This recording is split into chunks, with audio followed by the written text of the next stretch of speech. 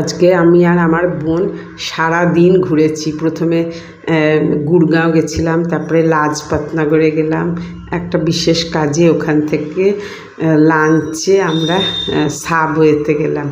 সাবওয়েতে আমরা দুটো সাবওয়ে নিয়ে নিলাম, একটা চিকেন তন্দুরি আর একটা চিকেন পেরি পেরি।